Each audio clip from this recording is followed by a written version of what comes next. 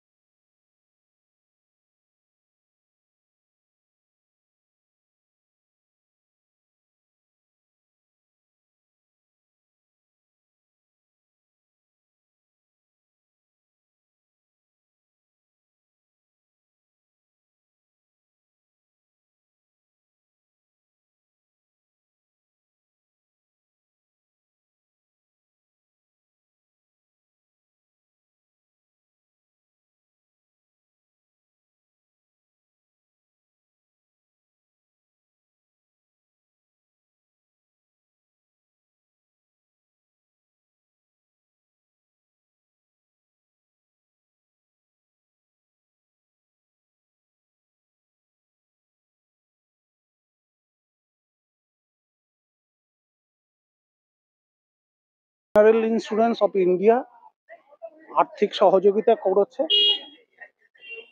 সেই আর্থিক সহযোগিতাতে এলিমকো টোটালি সাপোর্টটা দিয়েছে।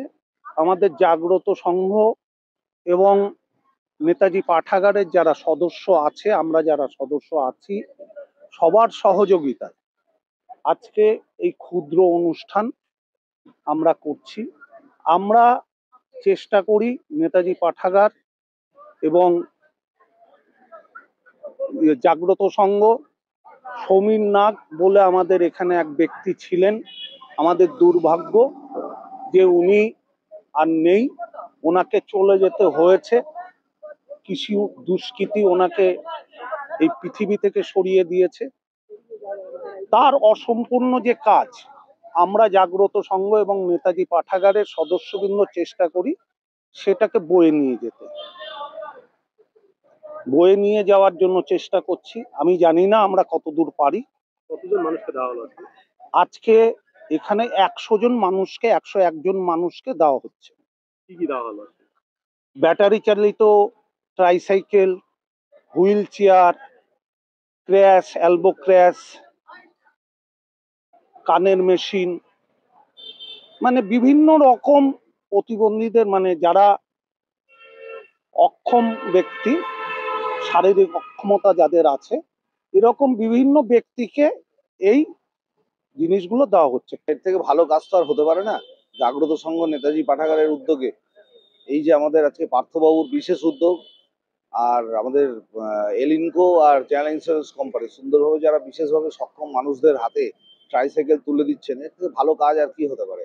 এই ধরনের ভালো কাজের সঙ্গে আমাদের সকলেরই যুক্ত থাকা উচিত। আমরা তাদের সঙ্গে যুক্ত হয়েছি এবং ভবিষ্যতে যুক্ত থাকবো।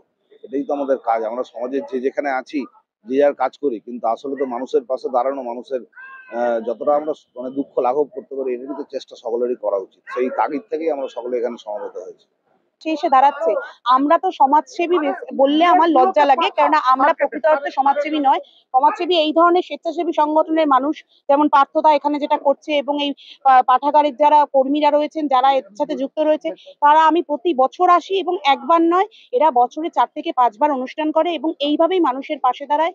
আমি চেষ্টা করি সাধ্যমতো পাশে দাঁড়ানোর, এবং চাকদা শহরে যখনই এই প্রোগ্রামটা হয় আমি তখনই তাদের সাথে সহযোগিতা করি, এবং আমার সাধ্যমতো সমাজের একজন নাগরিক হিসেবে মানুষের পাশে দাঁড়ানোর একটি সুযোগ, যেটা আমি অর্জন করতে চাই এবং আমি সেটা অর্জন করে পুণ্য অর্জন করি।